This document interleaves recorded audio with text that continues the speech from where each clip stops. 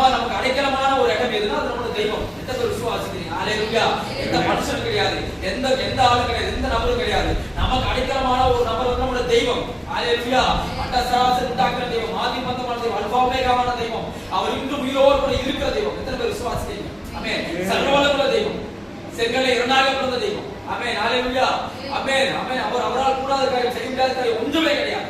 ஆமென். அப்பேற்பட்ட தெய்வத்தை நாம் ஆராய்ச்சி கொண்டிருக்கிறோம். ஆமென். எல்லோரும் கர்த்தரின் தெய்வத்தை நாம் மகிமைப்படுத்துவோம். ஆமென். அவர் தாவீது தெய்வத்தை புகழ ஆரம்பிச்சார், தெய்வத்தை நேசிக்க ஆரம்பிக்கிறாரு. அப்படி தெய்வத்தை அவர் தேட ஆரம்பித்த பொழுது அந்த சூழ்நிலை மாறான். ஆமென். ஹalleluya. சவுல் இறந்து போனார், தாவீது உயிரோடு இருந்தார். ஹalleluya. சவுலை தாவீதை போல தேடுவத எல்லாரும் மறைச்சு போனாங்க. ஆனா தாவீது பத்தின புதிய பயிற்சி அடக்கம் பண்ணப்பட்டார். அவர் சமாதானமா வாழ்ந்தார். அவர் ஆசீர்வதிக்கப்பட்டார். அவர் மட்டும் அவர் குடும்பமும் ஆசீர்வதிக்கப்பட்டுச்சு. ஆமென். ஹalleluya. எல்லாம் நினைப்பாங்க நம்மளாம் கஷ்டப்படுறோம், நம்ம போய் சேர்ந்துடும், பிள்ளைங்க நல்லா இருக்கும். கிடையவே கிடையாது. நீங்க கஷ்டப்பட்டாதுக்கான பிரதிபலன் கண்டிப்பா வரும். எந்த விசுவாசி நீ விசுவாச்சா வரும்.